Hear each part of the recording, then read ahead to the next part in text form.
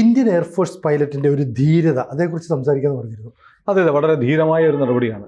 നമ്മൾ കേട്ടിട്ടുണ്ടല്ലോ, ഈ കപ്പലുകളൊക്കെ മുങ്ങുമ്പോൾ കപ്പലുകളൊക്കെ യുദ്ധത്തിലും അപകടത്തിലും വിട്ട് കപ്പലുകൾ മുങ്ങും. കപ്പലുകൾ മുങ്ങുമ്പോൾ ഈ ക്യാപ്റ്റൻ ആയിരിക്കും ഏറ്റവും അവസാനം രക്ഷപ്പെടുക എന്ന് പറയാറുണ്ട്. കപ്പിത്താൻ അവിടെ നിൽക്കും. എല്ലാ ആളുകളും രക്ഷപ്പെട്ടതിന് ശേഷമേ കപ്പിത്താൻ രക്ഷപ്പെടാവൂ എന്ന് പറയും. അങ്ങനെ പക്ഷേ ചില കപ്പിത്താന്മാരുണ്ട്, തൻ്റെ കപ്പലുകൾ മുങ്ങിപ്പോവുകയാണെങ്കിൽ കപ്പലിനെ ഉപേക്ഷിച്ച് ക്യാപ്റ്റൻ പോവില്ല.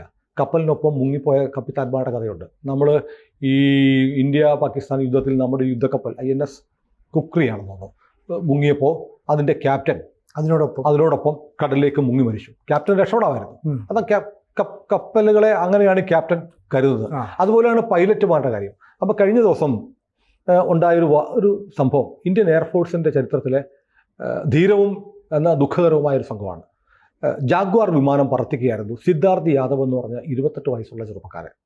സിദ്ധാർത്ഥ് യാദവിൻ്റെ വിവാഹം കഴിഞ്ഞ നവംബർ 2 വിവാഹം നിശ്ചയിച്ചിരുന്ന ആളാണ്. അപ്പോൾ കല്യാണം ഈ അടുത്ത മാസങ്ങളിൽ നടക്കേണ്ടതാണ്.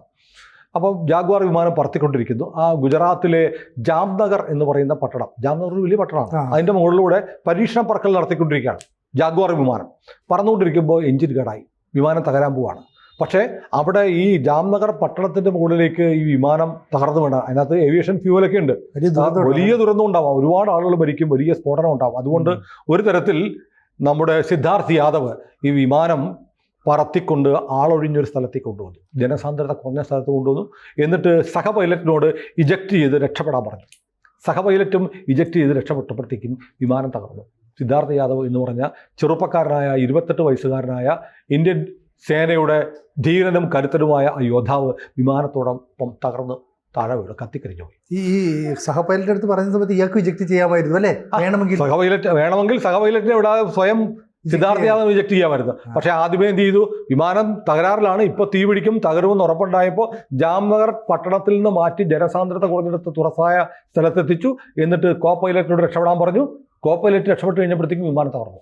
വലിയ ദുരന്തത്തിൽ നിന്നും ആദ്യം തന്നെ വിമാനത്തെ മാറ്റി ആളുകളെ രക്ഷപ്പെടുത്തി, സഹവൈമാനികനെയും രക്ഷപ്പെടുത്തിയിട്ട് തൻ്റെ വിമാനത്തിനൊപ്പം സിദ്ധാർത്ഥ് യാദവ് എന്നുള്ള 28 വയസ്സുകാരൻ, അവരൊരു വധുവുണ്ട്, നവംബർ 2 വിവാഹ നിശ്ചയം കഴിഞ്ഞിട്ട് കാത്തിരിക്കുകയാണ്, വിവാഹം കഴിച്ചിട്ടില്ല. ഏതായാലും നമ്മുടെ സേനയിൽ ഇത്തരം ധീരന്മാരുണ്ട്. വേണമെങ്കിൽ അവർക്ക് അപ്പം തന്നെ രണ്ടുപേർക്കും ഇജക്റ്റ് ചെയ്ത് ജാംനഗറിന് മുകളിൽ വെച്ച് രക്ഷപ്പെടാമായിരുന്നു.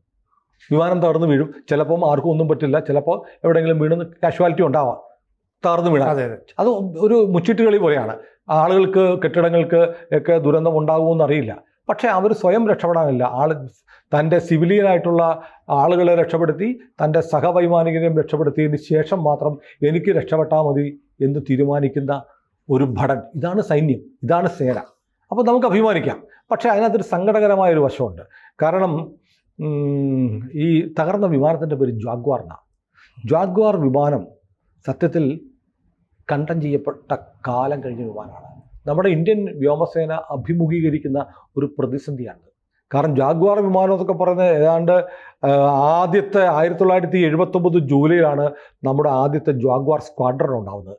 രണ്ടാമത്തെ സ്ക്വാഡ്രൺ 1981 ജാഗ്വാർ വിമാനം ഇപ്പോൾ ഉണ്ടാക്കുന്നില്ല, നിർമ്മാണം പോലുമില്ല. നമ്മളിപ്പോൾ ഉപയോഗിക്കുന്ന MiG-21, MiG-23, MiG-27 തുടങ്ങിയ വിമാനങ്ങളാണ് കൂടുതലും ഉപയോഗിക്കുന്നത്. നമ്മൾ ഈ വിമാനങ്ങൾ നമ്മളെന്ത് ചെയ്യും, നമ്മുടെ കിട്ടിക്കഴിഞ്ഞാൽ നമ്മുടെ ഇന്ത്യൻ ആവശ്യങ്ങൾക്ക് ഉതകുന്ന തരത്തിൽ ഇതിനെ റീബിൽഡ് ചെയ്ത് ശാക്തീകരിച്ച് ഒക്കെ ഉപയോഗിക്കുന്നു. F-16 നമ്മൾ MiG-21 കൊണ്ട് അടിച്ചിട്ട്. അപ്പോൾ അമേരിക്കയുടെ ഏറ്റവും ആധുനിക വിമാനങ്ങളിലൊന്നാണ് F-16. പാകിസ്ഥാന്റെ വിമാനത്തെ നമ്മൾ MiG-21 കൊണ്ട് അടിച്ചിട്ടപ്പോൾ അമേരിക്ക ഞെട്ടിപ്പോയി. നമ്മൾ അത്രയും മോഡേണൈസേഷൻ ചെയ്തു. എന്നാലും പറക്കുന്ന ശവപ്പെട്ടികൾ എന്നാണ് MiG-21 വിളിക്കുന്നത്. അപ്പം നമ്മുടെ വ്യോമശേഷി, നമ്മൾ ഈ ഫ്ലോറിലിടുന്ന ഒരുപാട് തവണ ഇറാന്റെ വ്യോമസേനയെ പരിഹസിച്ചിട്ടുണ്ട്. ഇബ്രാഹിം റൈസി ഈ പറഞ്ഞ അമേരിക്കയുടെ ഉപരോധം കാരണം ഏറ്റവും കാലഹരണപ്പെട്ട വിമാനങ്ങളിൽ പറക്കുന്നു എന്നൊക്കെ പറഞ്ഞ് നമ്മൾ കളിയാക്കിയിട്ടുണ്ട്. അവരുടെ പ്രസിഡന്റിനെ പോലും രക്ഷിക്കാൻ കഴിഞ്ഞില്ല. പക്ഷെ നമ്മുടെ വ്യോമസേന എവിടെയാണ് നിൽക്കുന്നത്? MiG വിമാനങ്ങളും ജാഗ്വാർ പോലെയുള്ള വിമാനങ്ങളും ഇപ്പോഴും ഉപയോഗിക്കുന്നു. 4 പതിറ്റാണ്ട് പഴക്കമുള്ള 40 വർഷമുള്ള വിമാനങ്ങൾ നമ്മൾ ഉപയോഗിക്കുന്നു. ഇത് നമ്മുടെ എയർ ചീഫ് മാർഷൽ പലതവണ വിലപിച്ചിട്ടുണ്ട്. നമുക്ക് 42 സ്ക്വാഡ്രൺ ആണ് നമ്മുടെ വിമാനങ്ങളുടെ ശേഷി, അത്രയും വേണം. നമുക്കിപ്പോൾ 31 സ്ക്വാഡ്രണേ ഉള്ളൂ. ഇതിന് നരേന്ദ്രമോദി കുറ്റം പറഞ്ഞിട്ട് കാര്യമില്ല. കാലാകാലങ്ങളിൽ ഇന്ത്യ ഭരിച്ചുകൊണ്ടിരുന്ന കോൺഗ്രസ് സർക്കാരുകൾ എങ്ങനെയാണ് നമ്മുടെ സേനയുടെ കരുത്ത് വർദ്ധിപ്പിക്കുന്ന കാര്യത്തിൽ അലംഭാവം കാണിച്ചത്. AK ആന്റണി പ്രതിരോധ മന്ത്രിയായിട്ട് 8-9 വർഷം ഇരുന്നു അല്ലേ? ആ കാലയളവിൽ ഒരു നയ പൈസയുടെ ഇടപാട് നടത്തിയിട്ടില്ല. ചൈനീസ് അതിർത്തിയിൽ റോഡുണ്ടാക്കാൻ സമ്മതിക്കില്ല. ചൈനീസ് അതിർത്തിയിൽ റോഡുണ്ടാക്കിയാൽ ചൈനക്കാരതിലെ കയറി വരും, ചൈനക്കാർക്ക് ദേഷ്യം വരും. അതുകൊണ്ട് ചൈനീസ് അതിർത്തിയിൽ റോഡ് വേണ്ട. ഇങ്ങനെ നയമായിരുന്നു. പുതിയ വിമാനങ്ങൾ വേണ്ട. ഈ വിമാനം അതൊക്കെ പറയുന്നത് അഴിമതി ഉണ്ടാവാതിരിക്കാൻ വേണ്ടിയിട്ടാണെന്നൊക്കെ പറയുന്നത്. അങ്ങനൊന്നുമല്ല. അപ്പൊ ആന്റണിയുടെ കാലത്ത് ഒന്നും ചെയ്തില്ല എന്ന് പറയുന്ന കള്ളത്തരമാണ്. നമ്മൾ കേട്ടിട്ടില്ലേ രാഹുൽ ഗാന്ധിയുടെ ബ്രിട്ടീഷ് പൗരത്വം, സുബ്രഹ്മണ്യ സ്വാമിയുടെ ഒക്കെ കേസുണ്ട്. ആ കേസിന്റെ പ്രധാനപ്പെട്ട തെളിവുകൾ എന്ന് പറയുന്നത് ബ്രിട്ടനിൽ ബാക്ക് ഓപ്സ് എന്ന് പറയുന്ന ഒരു കമ്പനി രാഹുൽ ഗാന്ധിയുടെ നേതൃത്വത്തിൽ ഉണ്ടായിരുന്നു. ബാക്ക് ഓപ്സ് എന്നുള്ള കമ്പനിയുടെ ഡയറക്ടറും CEO ഒക്കെ ആയിരുന്ന രാഹുൽ ഗാന്ധി നികുതി അടച്ചിട്ട് താൻ ബ്രിട്ടീഷ് പൗരനാണെന്ന് കാണിച്ചിട്ടുള്ള രേഖകൾ ലഭ്യമാണ്. എല്ലായിടത്തും ഇപ്പോൾ ഓൺലൈനിൽ കിട്ടും, സോഷ്യൽ മീഡിയയിലുണ്ട്. അത് വെച്ചിട്ട് ബ്രിട്ടനിലെ പൗരനാണെന്ന് കാണിച്ച് അവിടെ കമ്പനി നടത്തി ബാക്ക് ഓപ്സ്. ഈ ബാക്ക് ഓപ്സ് ഒരു ഡയറക്ടർ ഒരു ബ്രിട്ടീഷുകാരനായിരുന്നു, അമേരിക്കക്കാരനായിരുന്നു. ബ്രിട്ടീഷുകാരല്ല, അമേരിക്കക്കാരൻ. അയാള് നമ്മുടെ പ്രതിരോധ കരാറിൽ ഇടപാട് നടത്തിയിട്ടുണ്ട്. സ്കോർപിയൻ അന്തർവാഹിനി, ഫ്രാൻസുമായിട്ടുള്ള സ്കോർപിയൻ അന്തർവാഹിനി ഡീലിൽ വലിയ തോതിൽ കിക്ക് ബാക്സ് വാങ്ങിച്ചിട്ടുള്ള ആളാണ് രാഹുൽ ഗാന്ധിയുടെ കമ്പനിയുടെ ഡയറക്ടറായിരുന്ന അമേരിക്കക്കാരൻ. അതായത് ആന്റണിയുടെ കാലത്ത്. അപ്പോൾ ആന്റണിയുടെ കാലത്ത് രാഹുൽ ഗാന്ധിക്ക് താല്പര്യമുള്ള പ്രതിരോധ ഇടപാടുകൾ നടന്നിട്ടുണ്ട്. അന്തർവാഹിനി പോലെയുള്ള നടന്നിട്ടുണ്ട്. കാരണം ഒറ്റ അന്തർവാഹിനി മേടിച്ചാൽ തന്നെ കോടിക്കണക്കിന് രൂപയുടെ 40,000-50,000 കോടിയൊക്കെയാണ് ന്യൂക്ലിയർ ഫെസിലിറ്റിയുള്ള അന്തർവാഹിനിയുടെ വില.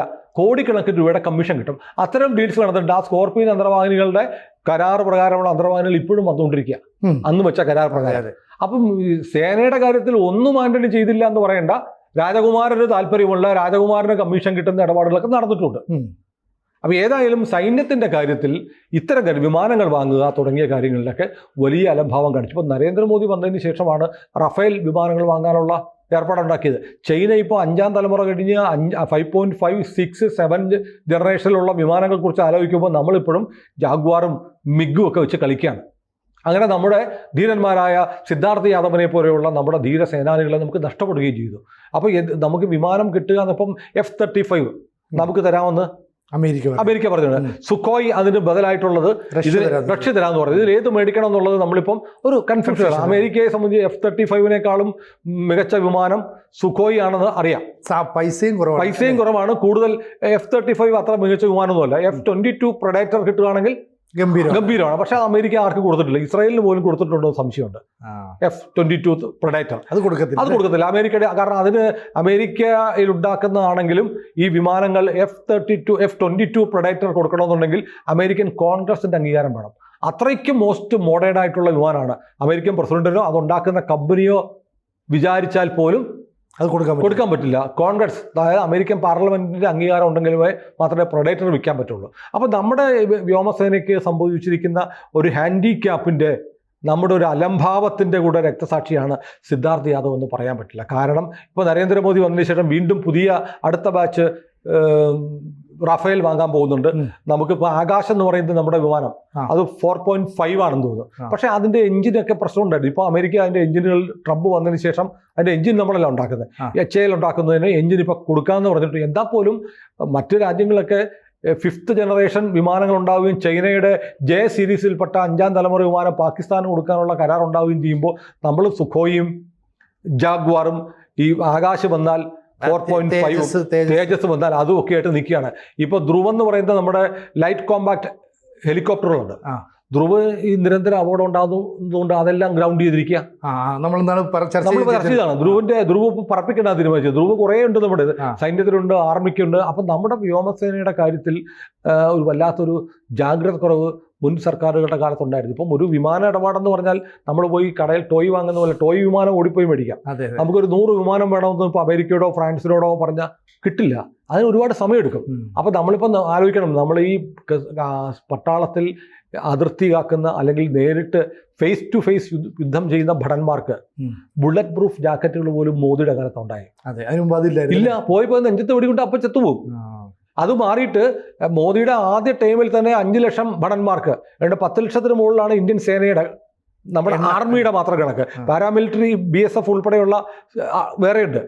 അവർക്കൊന്നും ബുള്ളറ്റ് പ്രൂഫ് ജാക്കറ്റുകൾ ഉണ്ടായിരുന്നില്ല. അപ്പൊ സൈന്യത്തെ ആധുനികവൽക്കരിച്ചത് ഈ NDA സർക്കാരിന്റെ കാലത്താണ്. പക്ഷെ എന്നാൽ പോലും കഴിഞ്ഞ 60 വർഷത്തെ കെടുകാര്യസ്ഥത 10 വർഷം കൊണ്ട് പരിഹരിക്കാൻ പറ്റില്ല. നമുക്കിപ്പോൾ 100 വിമാനങ്ങൾ ഇപ്പോൾ വേണം, അല്ലെങ്കിൽ 25 അന്തർവാഹിനി വേണമെന്ന് വെച്ചാൽ ഇതൊന്നും ഒറ്റ ദിവസം കൊണ്ട് വാങ്ങാൻ പറ്റില്ല. ഇതൊക്കെ ഓർഡർ കൊടുത്ത് ഉണ്ടാക്കിയെടുക്കണം, കാലങ്ങളെടുക്കും. ഇപ്പോൾ വിമാനവാഹിനി കപ്പലുകൾ നമ്മളിപ്പോൾ നമുക്കൊരു ഇപ്പോൾ 2 എണ്ണം ഉള്ളൂ. നമുക്ക് വിക്രാന്തും വിക്രമാദിത്യയാണ് നമ്മുടെ ഉള്ളത്. വിക്രാന്ത് നമ്മൾ ഇവിടെ ഉണ്ടാക്കിയതാണ്. വിക്രമാദിത്യ എന്ന് പറയുന്നത് നമ്മൾ സോവിയറ്റ് യൂണിയനിൽ നിന്ന് സോവിയറ്റ് യൂണിയന്റെ കാലത്ത് വാങ്ങിച്ച അവരിൽ നിന്ന് നമ്മൾ വാങ്ങിച്ചതാണ്.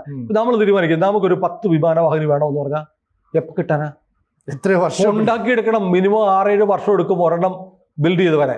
അപ്പോൾ ഇവിടെ നമ്മൾ കൊച്ചിൻ എയർപോർട്ട് ഷിപ്പ് യാർഡിൽ തന്നെയാണല്ലോ നമ്മുടെ വിമാനവാഹിനി ഉണ്ടാക്കിയത്. എത്ര സമയം എടുത്തു അറിയാൻ പോലെ. അപ്പോൾ ഇത് വളരെ റെഡിലി അവൈലബിൾ അല്ല. അപ്പോൾ മുൻ സർക്കാരുകൾ ഉണ്ടാക്കിയ കെടുകാര്യസ്ഥത നമ്മുടെ വ്യോമസേനയെ വല്ലാതെ ഞെരുക്കുന്നുണ്ട്. നമ്മുടെ വ്യോമസേനാ തലവൻ പലപ്പോഴായിട്ട് പറയുന്നുണ്ട്, നമ്മൾ തന്നെ 3-4 വീഡിയോ ചെയ്തു, 42 സ്ക്വാഡ്രൺ യുദ്ധവിമാനങ്ങൾ വേണ്ടെടുത്ത് 31 നമുക്കുള്ളൂ. 31 എന്ന് പറയുമ്പോൾ അതിൽ തന്നെ ഇരിക്കുന്നത് ഈ മിഗ് 21-ഉം 23-ഉം 27-ഉം ജാഗ്വാറും ഒക്കെയാണെന്ന് പറയുമ്പോൾ നമ്മുടെ വ്യോമസേനയുടെ ഒരു അവസ്ഥ നമ്മൾ ആലോചിക്കണം. നമ്മളിപ്പോൾ ചിലരൊക്കെ നമ്മുടെ ഇതിന് താഴെ വന്നിട്ട് നമ്മുടെ സൈന്യത്തിൻ്റെ ഒരു പോരായ്മയെക്കുറിച്ച് ഇങ്ങനെ പറയാമോ, ശത്രുക്കൾക്ക് അറിയത്തില്ല. ഈ ശത്രുക്കൾക്കൊക്കെ ഇതറിയാം. ഇത് നമ്മുടെ എയർ ചീഫ് മാർഷൽ അദ്ദേഹം പരസ്യമായി പത്രസമ്മേളനം നടത്തി 2-3 തവണ പറഞ്ഞതാണ്. അപ്പോൾ സർക്കാരിനെതിരെ പറയേണ്ടി വരുന്നു. ഈ സർക്കാരിനെതിരെ പറയുന്നതെന്ന് പറഞ്ഞാൽ മോദിക്കെതിരെയല്ല, ഗവൺമെൻറ്റിനെതിരെയാണ്. ഗവൺമെൻറ്റുകൾ കാലാകാലങ്ങളിൽ എടുത്തിട്ടുള്ള നിലപാടുകളുടെ ഭാഗമായിട്ടാണ് നമുക്കിങ്ങനെ സംഭവിക്കുന്നത്. ഏതായാലും നമുക്ക് നമ്മുടെ ഒരു ധീര ജവാൻ സിദ്ധാർത്ഥ് യാദവിനെ നമുക്ക് നഷ്ടപ്പെട്ടു. ഒരു ജാഗ്വാർ പോയത് നന്നായി. ഒരു വിമാനം കുറഞ്ഞു കിട്ടിയല്ലോ. അത്ര ഒരു വിമാനം കണ്ടം ചെയ്ത കാലഹരണപ്പെട്ട പറക്കുന്ന ശവപ്പെട്ടിയായ ഒരു വിമാനം ഇല്ലാതായി എന്ന് കൂട്ടിയാൽ മതി. ഏതായാലും അദ്ദേഹം സ്വന്തം ജീവനേക്കാളും വില തൻ്റെ ജനങ്ങളുടെ ജീവന് കൽപ്പിച്ചു, തൻ്റെ സഹവൈമാനികന് കൽപ്പിച്ചു. അങ്ങനെയുള്ള സിദ്ധാർത്ഥ് യാദവ്മാർ ഒരുപാടുള്ള, നിറയെ സിദ്ധാർത്ഥ യാദവ്മാരുള്ള സേനയാണ് ഇന്ത്യയുടെ സേന. സിദ്ധാർത്ഥ യാദവിന് ഒരു സല്യൂട്ട് കൊടുത്ത് നമുക്ക് ഈ വർത്തമാനം അവസാനിപ്പിക്കാം. കൂടുതൽ വാർത്തകളും വിശേഷങ്ങളും നിങ്ങളിലേക്ക് എത്താൻ ABC മലയാളം സബ്സ്ക്രൈബ് ചെയ്യുക, ബെൽ ബട്ടണും അമർത്തുക.